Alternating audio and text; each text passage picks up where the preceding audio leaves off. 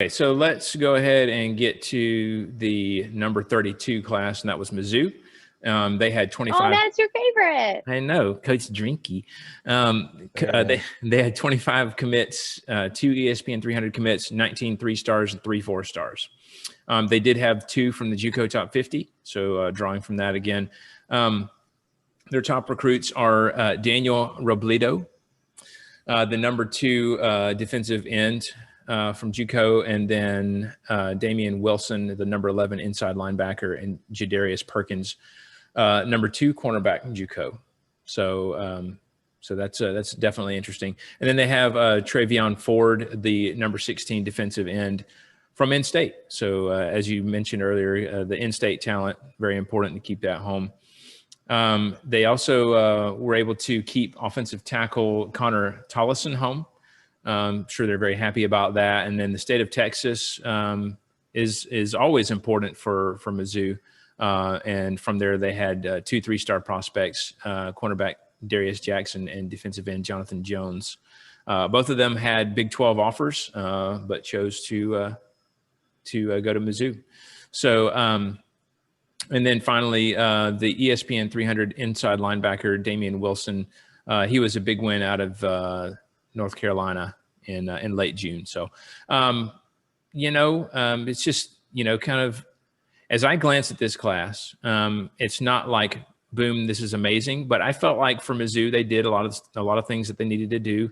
Were able to get a lot of talent that they needed to get in order to kind of maintain that, keeping talent home and even reaching into other states, which you wouldn't necessarily expect from Mizzou. So, Matt, let's start with you this time. What are your thoughts on Coach Drinky's class? Big emphasis on defense, because looking at the breakdown here, 15 of their signees are defensive players. So wow. 7 defensive linemen, 2 linebackers, 6 defensive backs. So maybe Coach Drinky is apparently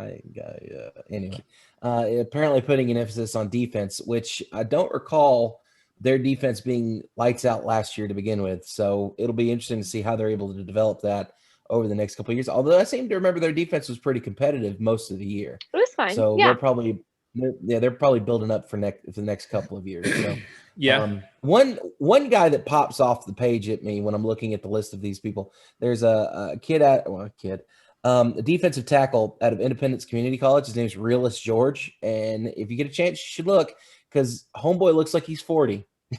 He really does. His name is Realist. Picture, Realist, real with US at the end. Go on 247 Sports and look up his profile. First, I'm the Realist. He looks like he's 40. He looks like he should be an assistant coach. And I shouldn't be making fun of the kid, but it's still funny to me. I'm like that. Well, so Connor Bazelak, obviously he's still there, and I honestly thought he looked pretty good down the stretch last year. Yeah, he did. He came in and, he showed off his arm, and I think he's going to be, a good kind of rock for them at the quarterback position. We'll see how that works out. Jesse, were you able to find Realist? I found Realist. Yeah. Tell me I'm wrong. He looks like a coach. What's his last name? Realist what? George. Classic Yeah, I'm on 247, and it's just like his picture. But I want to know. Assistant coach. He went to. Because I was looking, he went to Pace Academy, but at when? Because you still have years of eligibility. 1998. You can still go. It's got to be the beard. I'm gonna say it's the beard, but man, he also right. just looks very big and stern and. If I saw this human, I would think that he's older than me and he is an authority figure. He was fun. We're following a rabbit trail here, as my dad would call it. Sorry.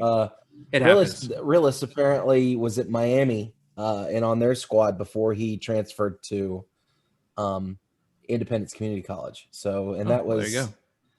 That was his first season at Miami was 2018, 2019. So, yeah, Other than confusion about Realist's age, Jesse, do you have any thoughts on the class? Sorry, I'm like squirrel. That was just it was interesting. For It was. Mizzou, to everyone else that's not realist, and I hope he does well there. Good for you.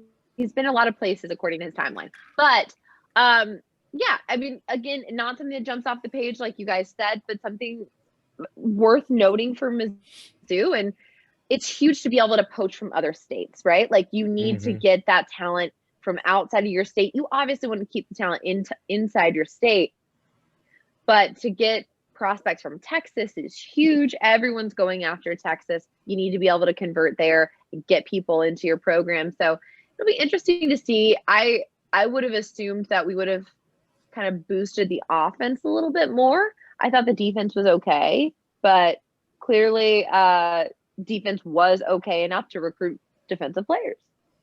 Hey, Toughness Tuesday. Gotta Tuesday. Ew. gotta get them. Gotta circle the wagons. Stop. They've been circled. God help us. They've been circled. I can't wait for next year just for that. I can't wait for like all the montages and stuff. It's gonna be great. It's gonna be long. It's gonna be long. It's gonna be like a 5-minute clip by the time we get done. So all right.